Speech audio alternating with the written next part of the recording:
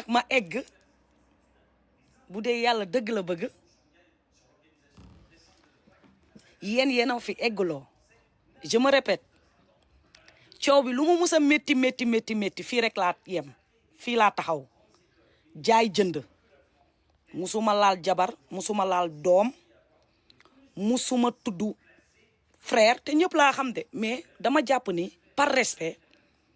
c'est une question d'ordre moral au fait seen yoon nekku ci donc je dois pas leur mêler dedans mais yow nga samp live war a taxaw waxu njaay ak njënd Daniel attendez Daniel s'il te plaît tu peux venir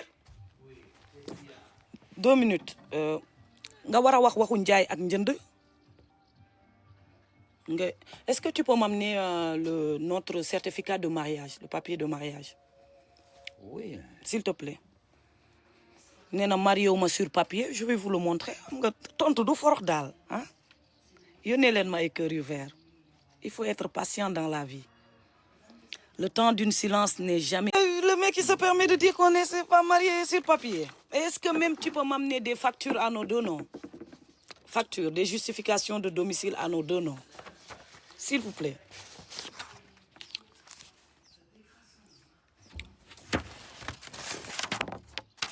Vous m'aurez poussé à bout, hein? Parce que ça, c'est pas moi. Awa, elle est connue, oui, c'est vrai. Mais elle a toujours gardé sa vie privée pour elle. Loolu mooy dëgg. Jote nañ te du sax jote. Wor la. Wor ngeen ma jaay ngeen ma doole. Ci kaw loolu noonu pour saltel ma da ngeen di dem di lokkati sama vie privée. Di wër ak di gestu sama papaay doom ku mu jaayloo yoo xam ne ni. Ça, c'est notre déclaration d'impôt depuis 3 ans. Déclaration d'impôt depuis 3 ans. À nos deux noms. À nos deux noms. ñi dëkk France xam nañ li xanaa lii kay moom tur baa ngi nii. Moi, je casse l'adresse, oui, allez. Ça, c'est la facture de Total Energy, le fournisseur d'électricité, qui précise bien... Attends, je vais tourner la caméra, je vais leur montrer. Daniel, ah, voilà. Voilà. Mais il faut que tu montres Total Energy. Oui, j'ai montré. Je ne veux pas montrer non plus l'adresse, tu vois. Je cache l'adresse. Et voici notre compte bancaire. Notre compte bancaire. Ça, je voudrais Merci. que... Voilà. Hein? Maintenant. Non, mais tu ne donnes pas ça. Non, je ne donne pas ça, mais je termine. S'il te plaît. Daniel, j'ai juste une question. Oui. Est-ce que tu m'as fait une procuration? Écoute, si j'ai fait une procuration, c'est pareil d'un sec. C'est tout. Merci. Ku ñu defalul procuration munoo jaay nga taxaw ne. Je termine, je suis en live. Est-ce qu'au moment où je vendais Ngaparou, on était toujours mariés? Oui. Nee na on n'était pas mariés. Oui, non, nous sommes mariés. Merci. Je voulais juste ça, je ne veux pas t'y mêler. Donc, même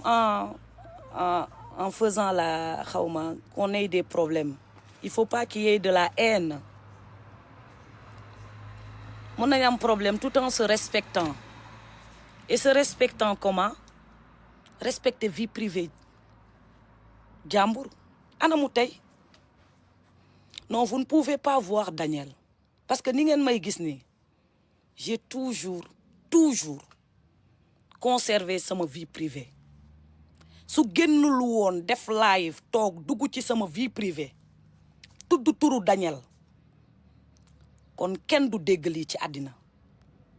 ba may am problème ak moom ba jonnu tey bii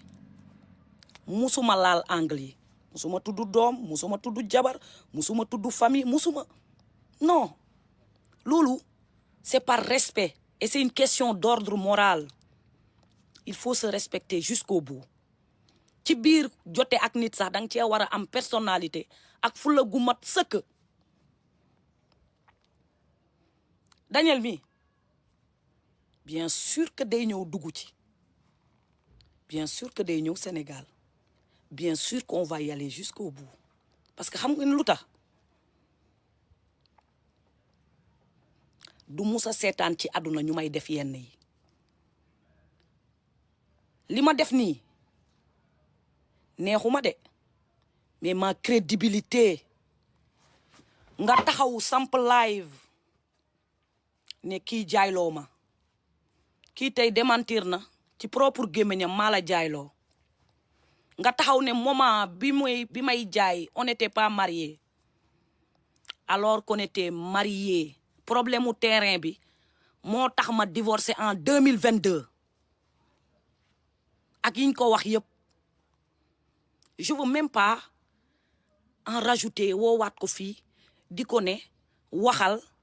woo nañ ko sax jéem ko proposer xaalis pour mu nekk contre man yàq nañ ma ci côté bu nekk dama bëgg ngeen tapoter live parce que tey dama am ay révélation yu doy waar yu ma leen di andil teg ko ci table bi dama bëgg nag sénégalais yi dégg ma je vais commencer par vraiment le remercier Fondation Mohamed Dieng Rassoul Mohamed Dieng bu XBET fondation wam bi problème bi méttee tar ma génn def live jooy jéem na ma taxaw proposé na ma ay millions contrat liggéey accompagnement ma soutenir pour ma mën a jàll ci leneen voilà un vrai bonhomme góor yàlla dëgg góor bu bëri personnalité bu bëri valeur day fekk fu jigéen di jooyee mu fomp ay rongoñam mais pas jooyloo jigéen je sais pas si malheureusement ou heureusement l'un n'empêche pas l'autre ça va de pair nitu principe la nanguwuma mais maa ngi koy remercier bu Sénégal amoon quelques nit yu mel ni Mohamed Dieng Rassoul kon problème du am parce que c'est un homme de paix il a essayé andi apaisement andi jàmm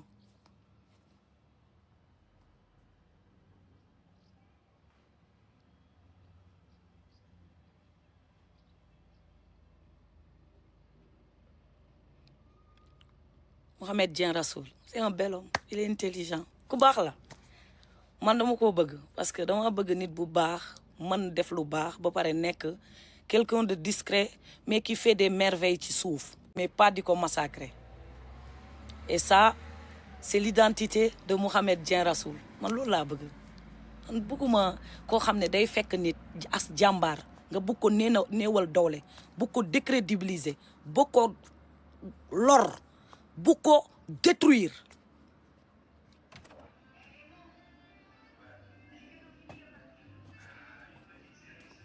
Ah, tu m'as apporté une petite lumière. C'est gentil. Fais voir. C'est trop gentil. Mais là, il ne fait pas encore nuit. Attends un peu. Je le tiens comment? Tu tires. Je tire et c'est bon. Merci. Merci. Jërëjëf. ñoo ko bokk. Très bien.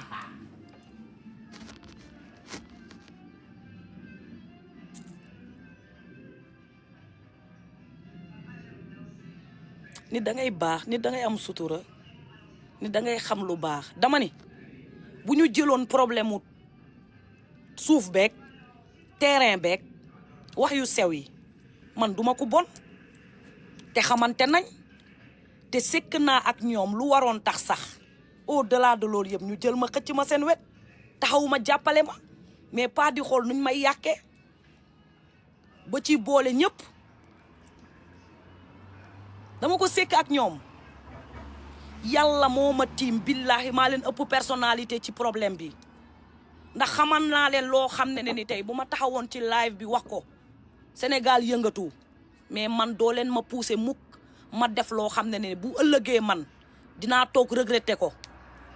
mer ak fugg jaraluma yenn yi problème bu jeexagul moo ngi ci yoon ba tey nga génn taal live génnee ay kayit di wone di wax ok woneel waxal yemal ci jënd ak jaay looy duggee ci sa may woo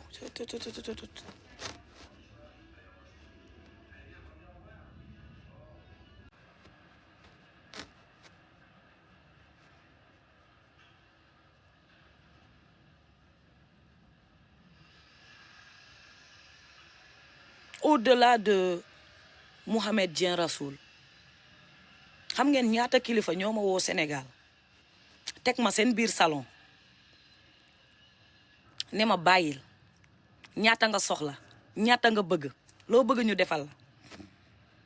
am pagaay des fois bu nit ki di mëne combat wam il faut que nga comprendre fond bi même avec des sacs d'argent ça n'enlèvera jamais le mal aussi profond que vous avez créé tas sama sëy dugg ci sama vie privée fay ay nit ñu saaga ma wax ci man lu ñaaw ak lu bon pour par derrière génnaat ne rakk laa man su ma newoon rakk dëgg te nekkantuwuma ko kon du egsi fii mu egsi te li xew du musa xew man bu ma nekkoon rakk dëgg yéen waroon ngeen jël keroog ba ngeen amee dëj woo sama xarit pour mu andi ma boole lu ma neex at lu ma nakari jël lépp teg ko de côté dugg ci taxi ñëw ba foofu ba ma ñëwee ndeysaan dafa am benn geste bu ma marqué moo tax je n'ai jamais voulu aller dem ci fond bi laal fond bi parce que nit da ngay sóor ëllëg da ngay sóor njaboot da ngay sóor te lu gën a graaw mooy maanaam di nga jotet nit ki ci biir moom mi nga jotel ci biir njabootam am ku la fa bëgg te loolu moo ma dal keroog ba ma demee ca dëj ba benn ci njabootam yi dafa am ku naaw kottuma doom ju góor gi du ma ko fàtte mukk ba may génn dëj bi combine nañ ba bëgg ma booleet kenn pour mu ñëw attaqué ma ci kuy dox lu baax loolu rek buñ ko jëloon jiital ko kon ngeen xam ne kooku bëgg na jàmm fi mu egsi tey bu amoon choix du fa egsi ndax ki tax mu egsi fa mooy kan papa naa laam ana nga foo féete yow moom yaa ma sànk yaa ma lor yaa ma rey ba ma dee wet yaa munoon tey jël problème bi mu dagg nga toog di seetaan saraxe ma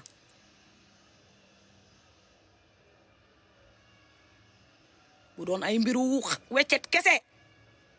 ah kon encaissé naa Mohamed Dieng Rassoul parce que nag wax dëgg yàlla il est pas des ñoñotes ah non pas du tout hein il est lourd hein et il sait le donner nit boo bëggee xam ku mu doon rek da ngay xool entourage am ndem moom mooy gis nitam jënd oto 30 millions may ko di jënd ay oto 25 millions di ko maye kon imagine leen man ma waroon taxaw lan la waroon nar a def pour man dëgg-dëgg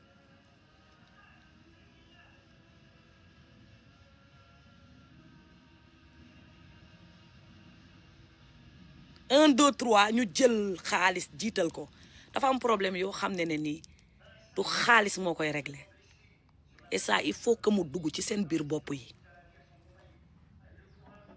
te bu ñu andi woon ay saak teg ko du tax métit nakar ndok yi ngeen def yéen mu réparé wu parce que vous êtes allé beaucoup trop loin surtout dernière live bi nga def tu es allé trop loin tu es allé rentrer dans ma vie privée mais qu'est-ce qu'elle a à voir là-dedans c'est toi et moi parle de nous deux aujourd'hui je ne serai pas là maa ngi ci commentaire yi ñoo ngi wax Nancy Diagne aujourd'hui je ne serai pas là pour parler d'elle je sais mener mes combats toute seule je n'aime pas jël keneen di ko voilà des fois je donne des exemples pour ñu xam mais c'est pas pour autant que je dois utiliser ça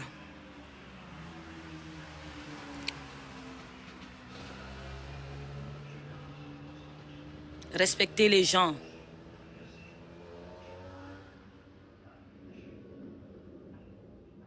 eh ci nguuru Diomaye bi tout le monde va se respecter waaw loolu Barthélémy Diaz moo am habitude di ko wax on va tous se respecter dans ce pays parce que nga yor weccet da ngay jaay nit ki doole dem naa ba su ma nit estaté ñu woo nit ki tëggal ko raas andil ko problème ci statut bu ma statut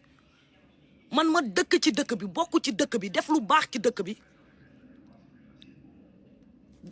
loruma gaañuma kenn duguma ci lu sama yoon nekkul defuma kenn lu ñaaw ma dem ba nit bu ma estaté sax ñu jël ko def ko ennemi wala di ko woo di ko ne lu tax ngay statut lu tax ngay wax lii lu tax ngay def nii mu dal ñaata nit pour lan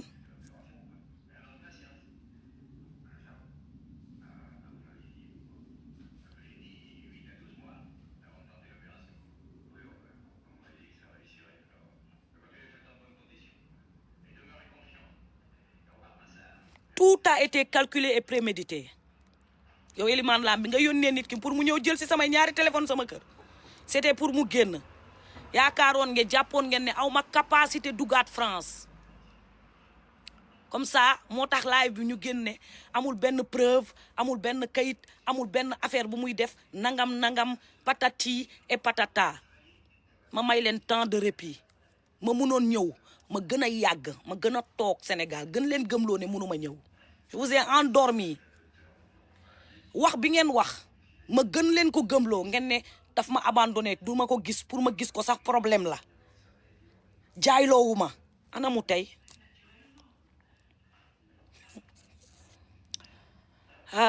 Turki jëm ndeysaan soyez classe un peu c'est important en toutes circonstances on peut être classe même quand on se prend la tête y a pas besoin de saltel tilimal décrédibiliser moxoñe nit ki écraser ko non erreur monumentale d'être sorti comme ça et d'avoir parlé de ma vie privée comme ça loolu man maa jekkoon ci def ko ñu ne ma juum nga de lii waru la mais ki nga xam ne waru ko woon def moo ko def et c'est le monde à l'envers ce qui est beau et c'est là où man je me remercie même quand c'est fini j'aurai la tête haute parce que j'ai fait les choses à ma hauteur et de façon très propre contrairement à vous dugal ngeen ki ku nekk dugal na ci loxoom ak kàddoom samay ay frère ak ku ne vraiment samay xarit li gën a graaw semaine boobu noonu ma jóge tribunal sama xarit boo xam ne fii Paris sang naa ay doomam laab naa ay doomam jëndal naa ko billet d'avion dund naa ak moom lu nekk sama téléphone bi am na ay affaire am yu graaw yu ci nekk ma dégg ne da doon zibile ma yónnee ko ay audio ñoom ñu poussé ko ne ko na dem porter ji ma plainte ci loo xam ne mérité wul mu yóbboon fii ak buntu kër gi mu ne dama ci yóbbu ak la ma jot a dundat kooku yëpp ndax yónnee naa ko audio wax ko ne yow da nga doon réjouir ci sama malheur mu dem porter ji ma plainte ndax ñoom ñoo ko poussé loolu yëpp ñoo ngi xool nuñ may diigalee nuñ may détruire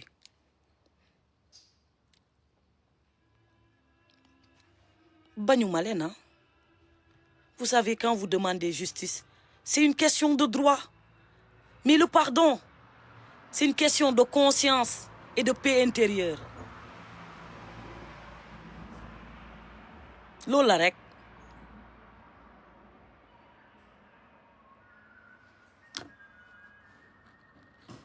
kan laay wuyu dama taaloon live vite fait rek nii kan laay wuyu Riri no gisuma ko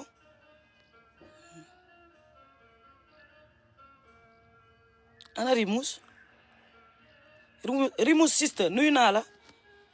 et puis maa ngi nuyu képp ku nekk ci live bi di ma seetaan bu dee kàddu yi dafa am lenn lu ci débordé wu maa ngi jéggalu aussi le but du manœuvre vraiment n'est pas de heurter wala manquer de respect encore une fois on va rester classe jusqu'au bout maa ngi leen di jéggalu bu baax a baax a baax a baax wax dëgg yàlla mais nag dafa am loo xam ne ni na bala ko nit defee moom boo diiñee nga am looy bañ bari bañ-bañ wax dëgg yàlla tu es dans l'obligation d'établir la vérité et là le live bi c'était pour établir juste la vérité le reste nag lu ci kanam rawuli bët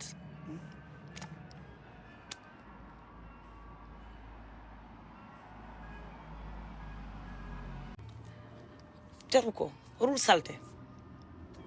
sert à rien du tout moi j'ai beaucoup énormément de respect pour les angles nit booy sóor angle am na foo xam ne di nga ko bëgg a laal sax mais doo ko laal parce que xamoo impact bu muy créer il y a des choses à protéger il fallait qu'il y ait un peu de l'intelligence de le faire aujourd'hui c'est moi qui le fais mais qu'est-ce que je suis classe ah là là là là et je m'aime trop ndeysaan waay ndeysaan waaw am na loo xam ne daal moom vraiment jaru ko daal même bu ma ko mënee duma ko def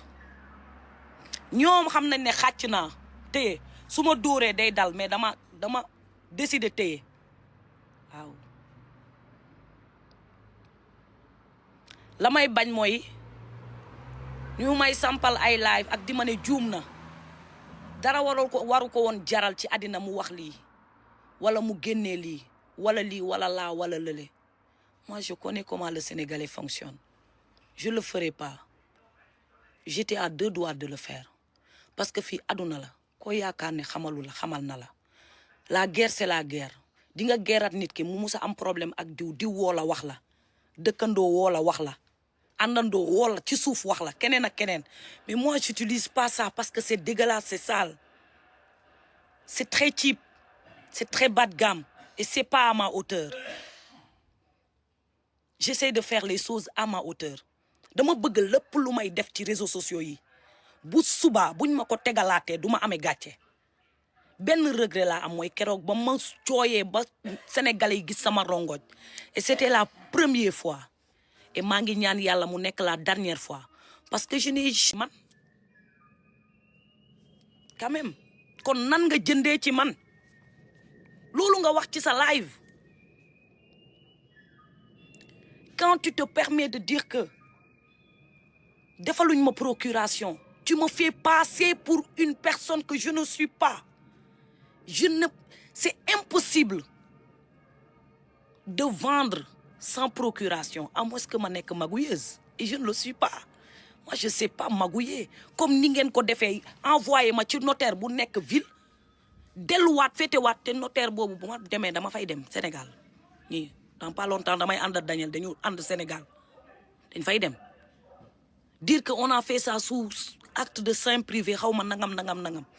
tout un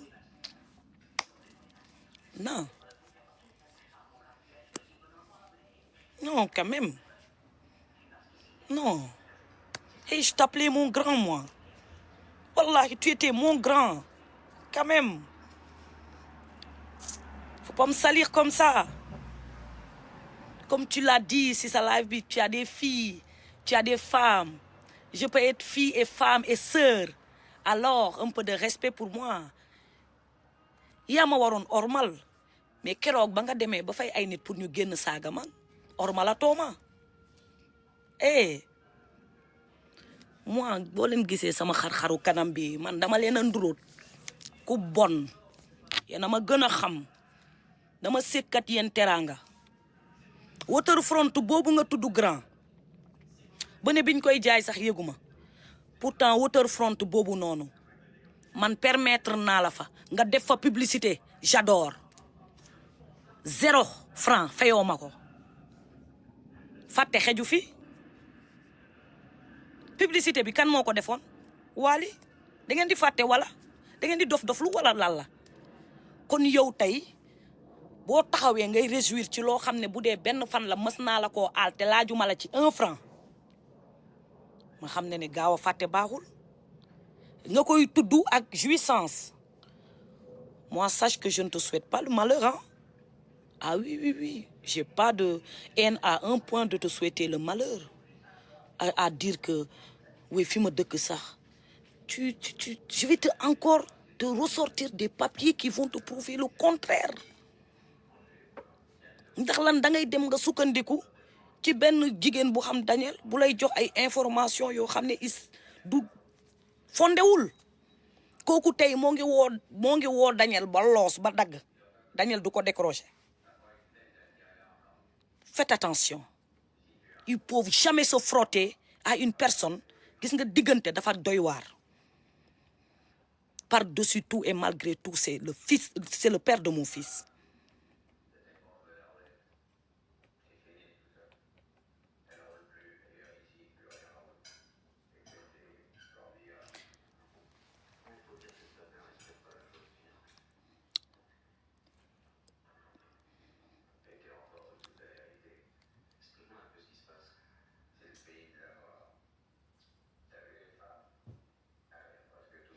Non, je prends personne. Ça, dans ma live pour dire Ken, vraiment. Et ça, je pense que vous êtes assez intelligent pour me comprendre en tout cas.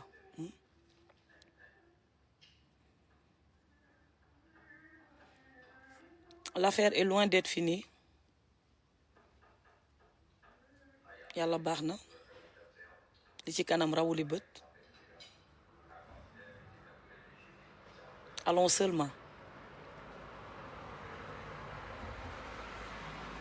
Non, j'ai personne à répondre. Non. Des fois nit calculam da koy nax ak ñu gëmloo la benn affaire. Kese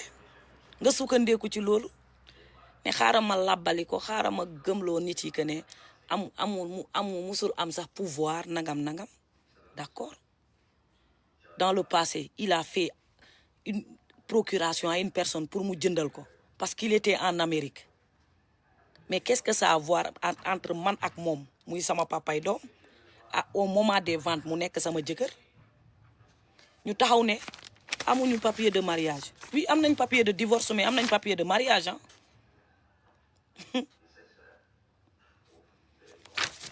Et lii moom yaakaar naa ne ñu dëkk France moom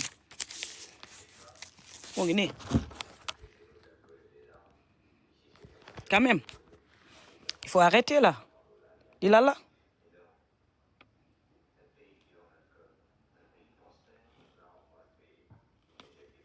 Quand même. Lu ma la def dama mës a tudd dama mës a dugg sa vie privée musul am te du mës a am je le ferai jamais. Dama mës a laal ay angle bu ma laaloon angle yi Sénégal day yëngu Yat Eliman ma jóg rek nii pour laal angle yi Sénégal kër yu bari nii lay def day yëngu. Y a eu trop de choses mais quand même pourquoi ma koy def duma ko musa def man maa mag loolu.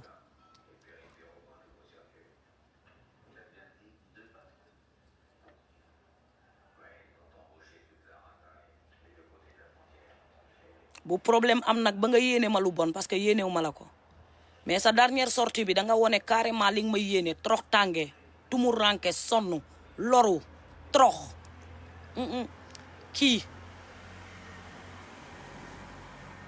tapoter leen live bi ngeen sécuriser ko ñoo ngi koy signaler ñoo ngi signaler live bi.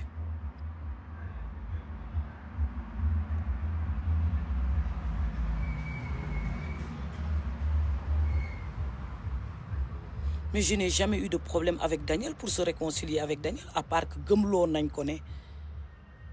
jël naa terrain jaay ko ñu déclaré ko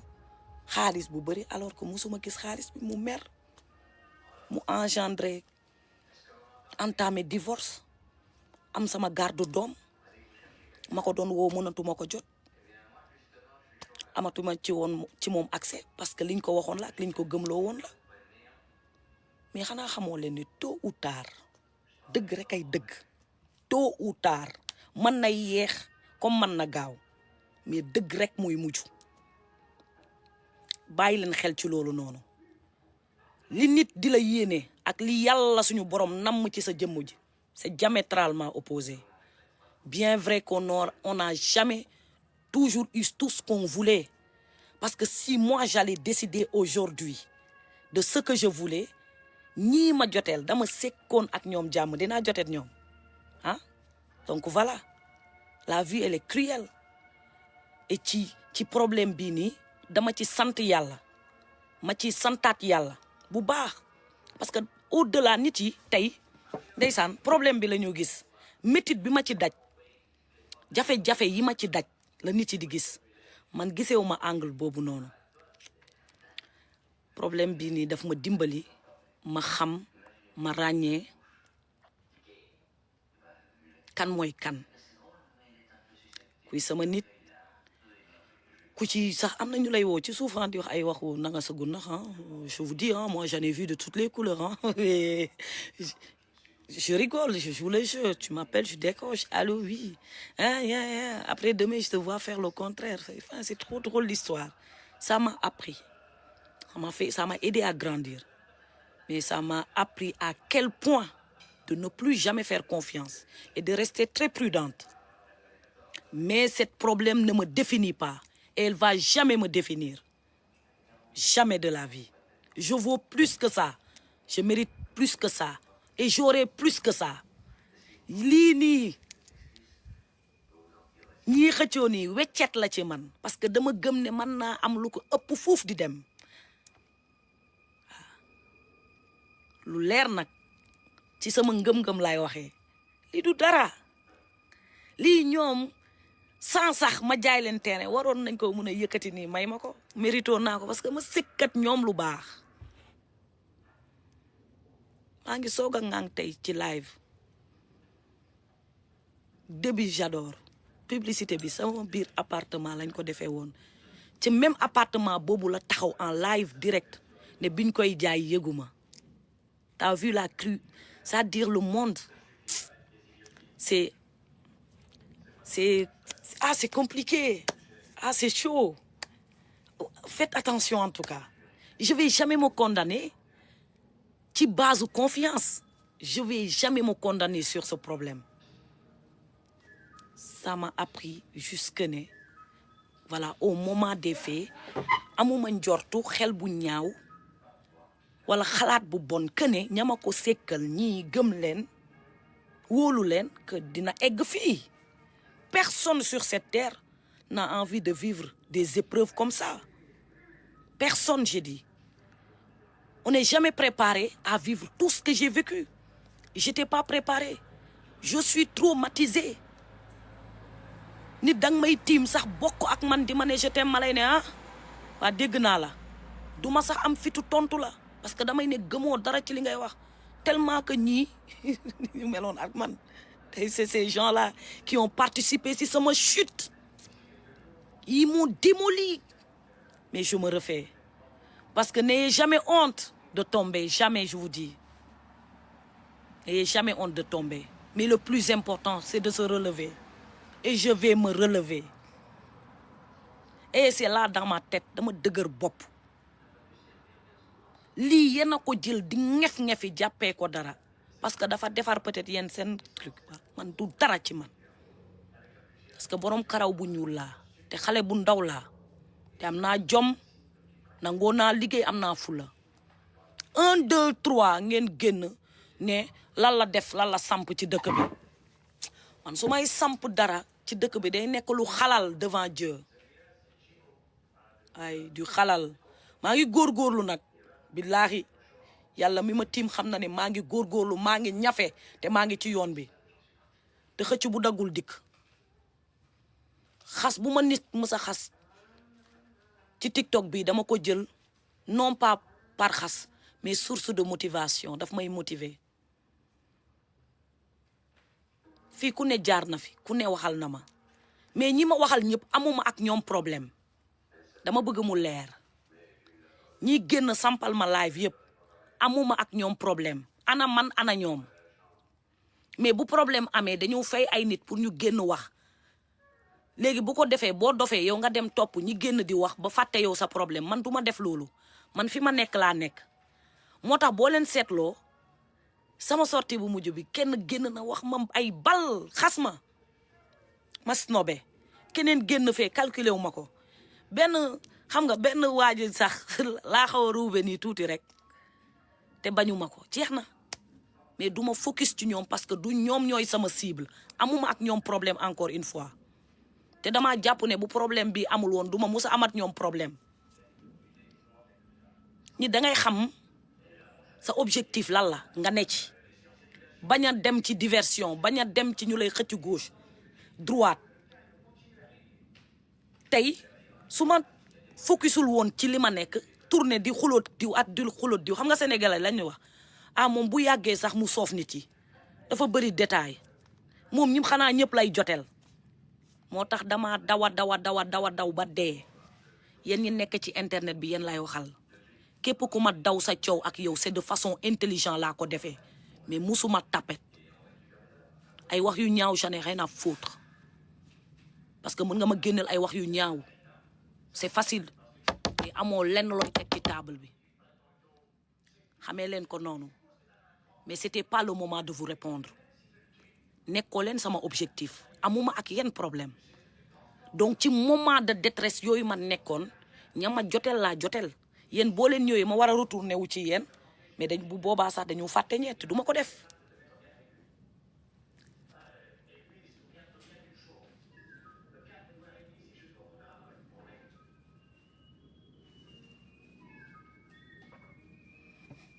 bien sûr que ça va aller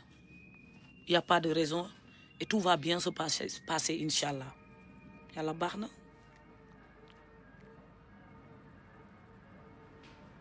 guerre boo gis ci àddina fi muy mujjee ça va aller man dama ci souple boo leen gisee problème bi ni ma ci oyofee sax ngeen xam ne je n'ai rien à me reprocher mais absolument rien mais vraiment du début jusqu'à la fin je suis restée très mesurée et jamais je suis allée à l'excès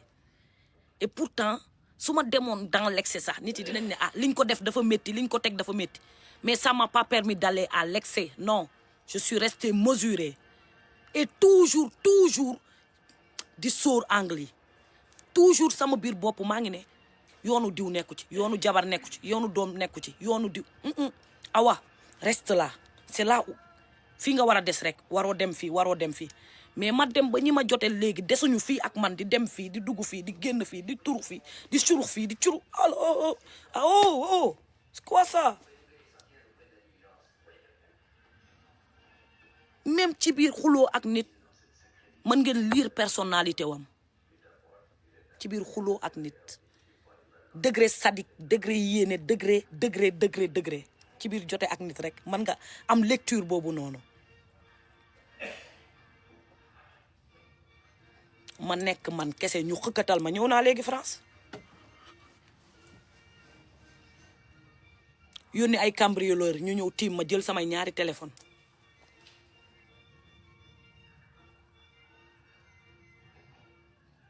c'est du jamais vu au fait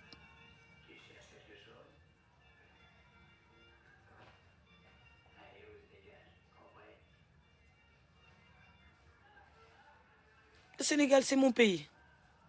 Je suis sénégalaise et je suis très fière de l'être.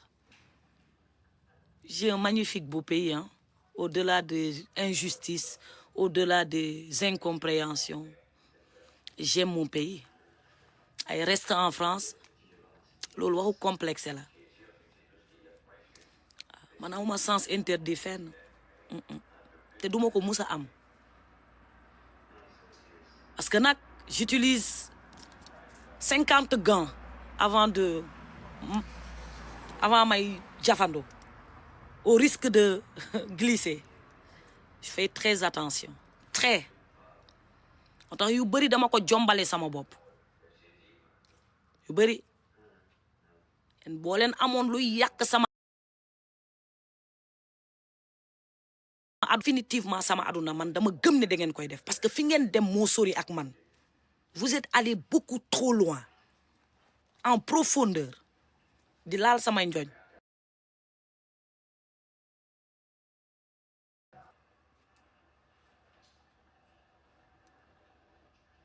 sama lépp yàlla laa ko dénk. problème bi mu amee sax laa la wax amul ku yëkkatiwul sama téléphone woo ma kaay ma yóbbu la fii ñu ñaanal la fii ñu sang la fii ñu def la nii ma ne leen yàlla bu dee am na benn sëriñ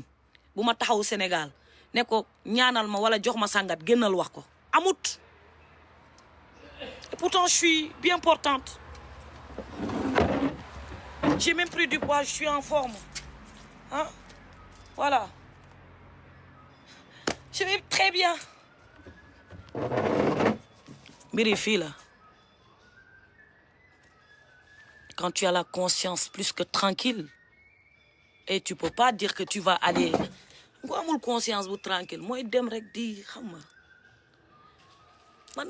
soxlawuma loolu daal wax dëgg yàlla parce que xam naa sama ligne conduite je suis pas parfaite mais jombalee naa sama bopp tooñ nit ak di dugg ci vie privée jàmbur ak di lokkati vie wu nit ak di manigancer ak di sos sax ak di yokku pour am dëgg je le ferai pas.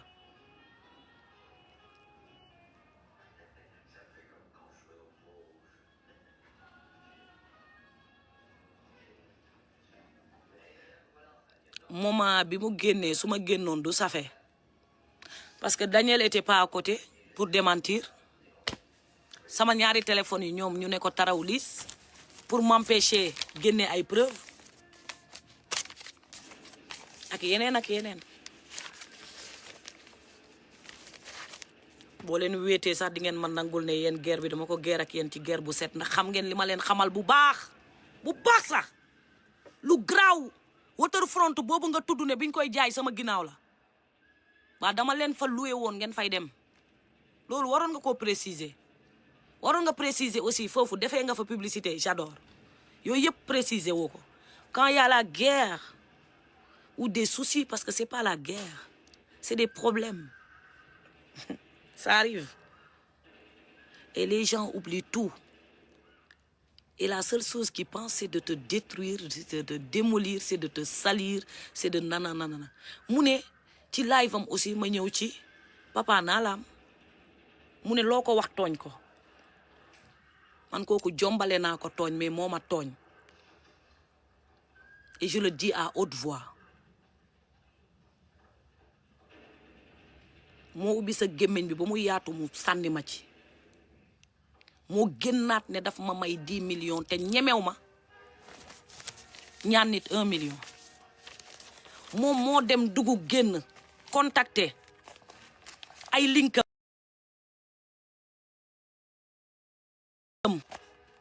jaar fii génnee fee saltel fii wax fii yàqal ma fii mais est-ce que tu auras la conscience tranquille? C'est ma question. C'est qu'une question de conscience, hein, en fin de compte.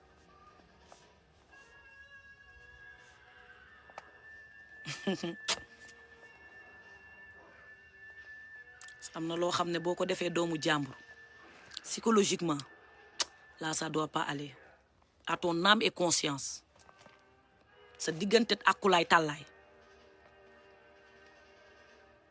man xam naa keroog lan moo tax ma yuuxu yàlla dina seetaan parce que dama jàpp ne moment boobu ma koy wax yàlla moom may seetaan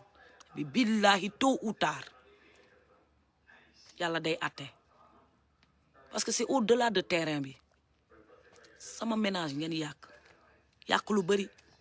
andil ma ay jafe-jafe sans compter xam ngeen yi ngeen di def ci suuf dem naa man ba samay propre xarit du ma leen woowee samay xarit sax après histoire bi bu mu jeexee lañ ma feeñuwaat bizarre non dañoo yaakaaroon ne problème bi jeex na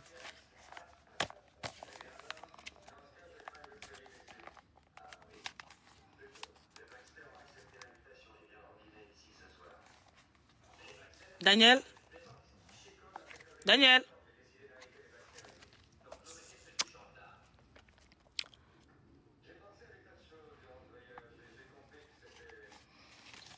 ba comme yow nag yaa yóbbu affaire bi fu sori ba tudd Daniel ah inshallah Daniel mi ngi ci boole dina ñëw jàkkaarloot yow man nag kanta yi nga wax moom mooy loolu quoi benn instant des fois j'ai envie de leur apprendre mais j'ai peur qu'on me traite d'impoli, une personne impolie. Mais vous savez que des fois, une petite jeune fille peut vous apprendre les bonnes manières et les codes. Et les codes, vous l'avez pas. ñàkk bañ a am code yi moo tax ngeen dem dugg ci sama vie privée di ma ñokkati. Et moi, j'ai eu les codes. J'ai respecté jusqu'au bout. Hein? Quand même. Ah là là là là là là, comme quoi, bah écoutez, hein, le bon Dieu là, le bonhomme là-haut qui tire ses ficelles, dina la jox lii waaye xañ la lii tamit ah mën nga bëri xaalis bokk ci sëy bi te du sax bëri xaalis ah tu te débrouilles comme tout le monde teg gi waaw te yàlla nga la ciy dimbali aussi ñu nangu ko mais doo am les bonnes manières les bonnes codes de conduite au fait ah civisme bi day manqué ak yu bëree bëri y a des questions d'ordre moral. Daniel, c'est un bel homme, hein? D'accord? Mais c'est le père de mon fils et il n'est pas dans les réseaux sociaux. Et lu ma bëgg nag justifié wu je me permettrai pas de le mettre là. te billahi wallahi ak sama bakkanu doom bu génnul woon tudd turam ci àddina doo leen dégg baatam ma di ko génnee muy taxaw sax sama wetu live di wax.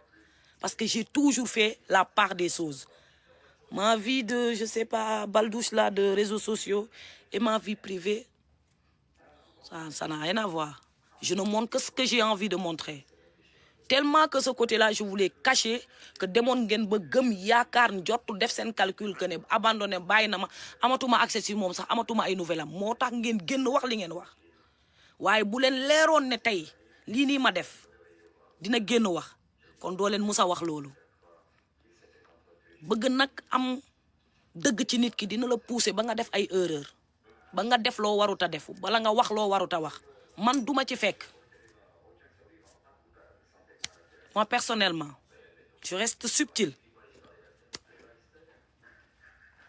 je pense à tout le monde par respect quoi, je pense aux enfants, je pense à tout le monde et j'ai beaucoup de respect pour eux et bu ma sañoon du musa am lii am na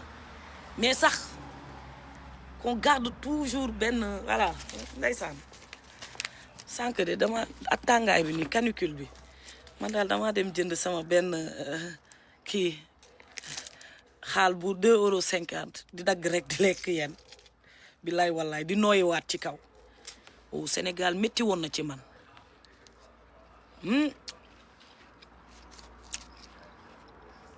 c'était très dur, j'étais épuisée. ñu tong-tongal ma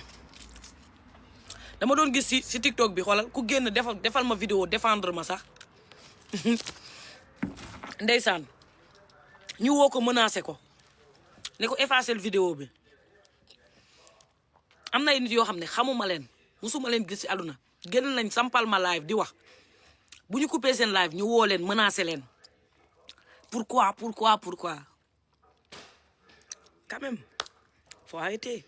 Bon les amis, j'ai l'habitude de vous dire que jàmm gën jàmm kon yàlla na ko ñëpp am.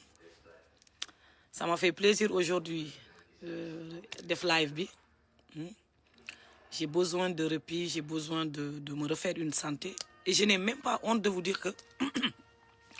on m'a suggéré d'aller à l'hôpital américain. Je dois aller voir un médecin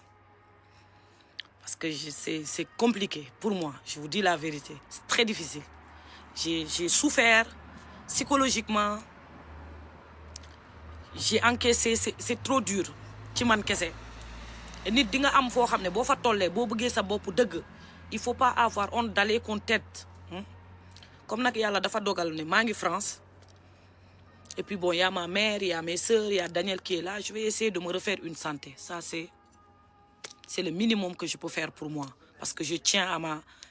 ma vie, je m'aime beaucoup trop pour m'abîmer comme ça et cette histoire m'a énormément épuisée et abîmée. Vraiment.